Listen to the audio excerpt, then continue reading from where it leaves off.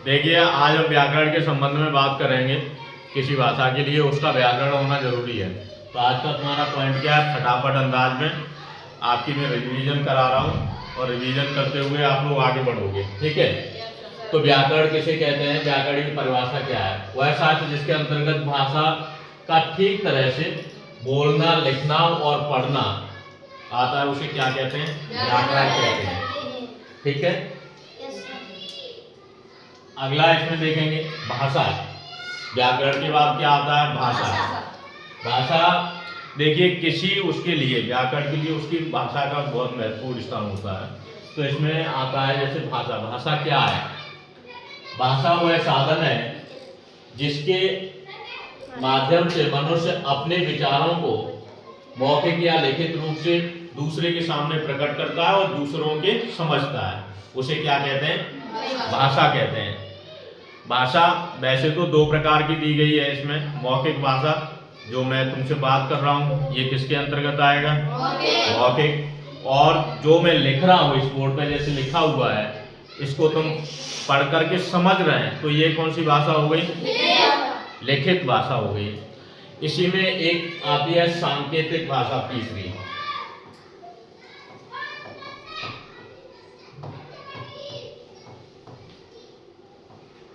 सांकेतिक भाषा क्या है? जो गूंगे बच्चे होते हैं, बोल नहीं पाते हैं, वो कैसे करते हैं? आ ऊ, जैसे वो इशारा दे रहे हैं, संकेत दे रहे हैं। संकेत के माध्यम से हम उनके मन के विचारों को समझ पा रहे हैं। तो वो किस भाषा के अंतर्गत आ रहे हैं? सांकेतिक भाषा के अंतर्गत आ रहे हैं। देखिए, संज्ञा तो पढ़ी होगी तुम लोगों ने। संज्ञा पढ़ी है कि नहीं पढ़ी है? हैं? और पुनरावृत्ति हो रही है तुम लोगों की, यानी रिवीजन चल रहा है। संज्ञा क्या है?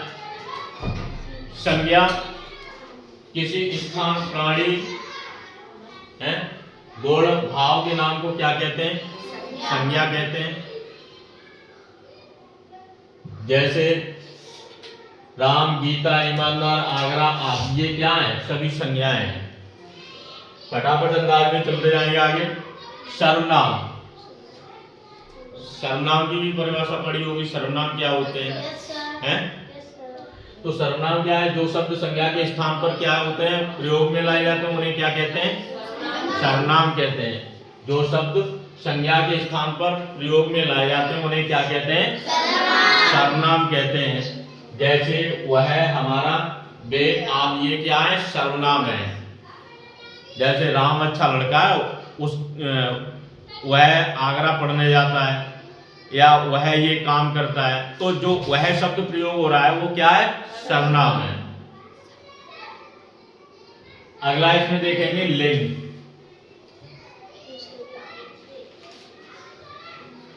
देखिए, लिंग क्या है?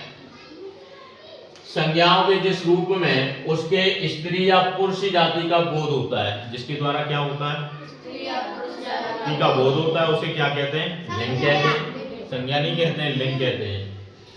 यहाँ दो होते हैं, जैसे स्त्रीलिंग और पुल्लिंग। इसका जैसे फॉर एग्जांपल हमने दिया है, जैसे लड़का, लड़की, ये क्या है?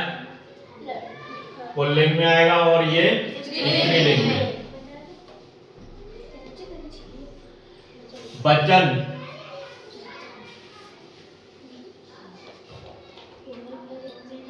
शब्द के जिस रूप में संख्या का बोध हो, यानी संख्या उसमें काउंटेबल आ जाए, गिनतियां आ जाए, तो वहां क्या है?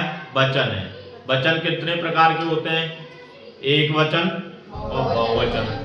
एक से अधिक एक, जिसमें एक का होता है, यानी एक पाया जाता है, वहां क्या होता है? एक वचन होता है। और जहां एक से अधिक होने पाए जाते हैं, तो वहां क्या हो जाता है? बहुवचन। अगला है कारक। कारक क्या है? संबंध प्रकट करने के लिए होते हैं। कारक का प्रयोग क्या है? संबंध प्रकट करने के लिए होता है। जैसे राम की किताब, राम की किताब है, तो यहाँ क्या है? ये की क्या है? ये कारक है। ये क्या है? कारक।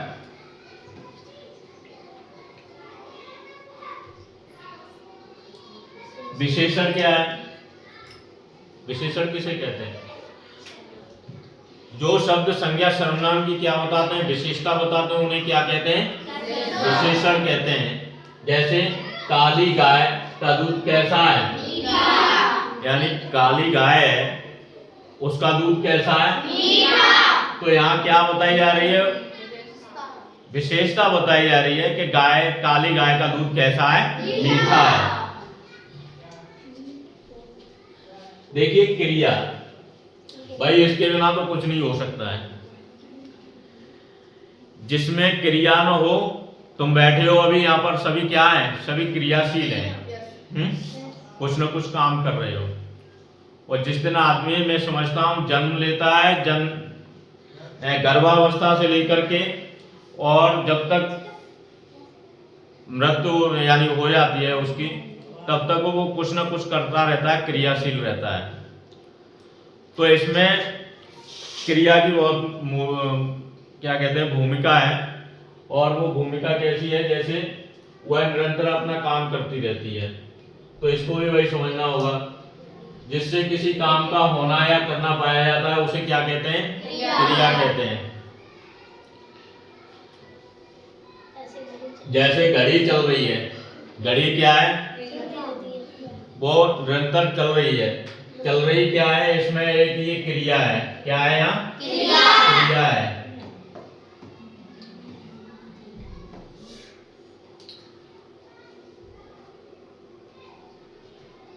अब आती है संधि। तुमने संधि सुनी होगी, राम और सुग्रीव की संधि सुनी होगी, हैं?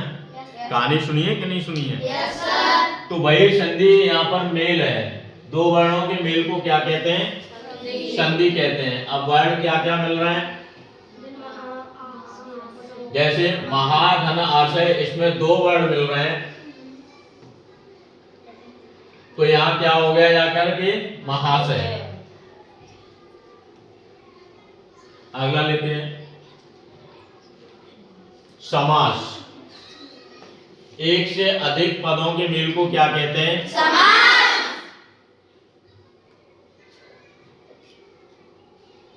देखिए इसका उदाहरण लेंगे समास का, जैसे तुम्हें उसमें कराया था मैंने।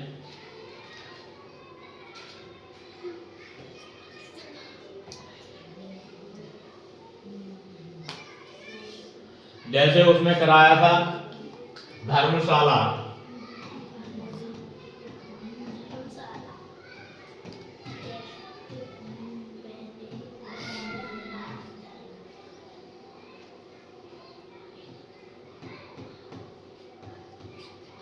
अब इसमें क्या है? दो पद हैं। एक क्या है? धर्म, और दूसरी क्या है? यानी धर्म की शाला।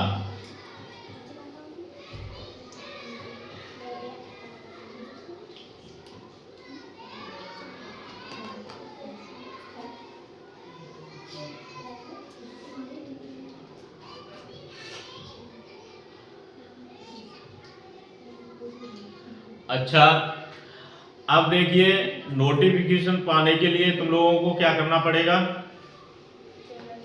चैनल सब्सक्राइब करना पड़ेगा। कौन सा? एडी स्टडी पॉइंट, इसको सब्सक्राइब करेंगे तो मैं डेली इसी तरह की क्लासें मिलती रहेंगी। अभी ये हिंदी का हमने फटाफट अंदाज में तुम्हारा व्याकरण जो रिवीजन कराया है, फिर इसको तुम्हारा अगली भी क्लासें हैं, जैसे अंग्रेजी की क्लासें भी तुम्हें मिलेंगी, ठीक है? तो ज़्यादा से ज़्यादा लोगों को शेयर करिए जिससे जुड़ें।